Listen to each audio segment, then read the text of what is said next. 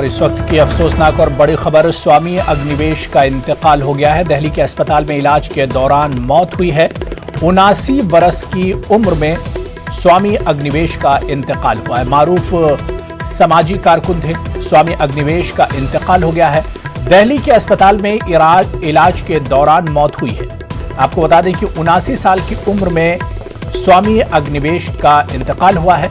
समाजी मसाइल को उजागर करने में पेश रहते थे स्वामी अग्निवेश। तो स्वामी अग्निवेश का इंतकाल हो गया है। आपको बताते चले इस वक्त की बड़ी खबर, दिल्ली के अस्पताल में इलाज के दौरान मौत हुई है।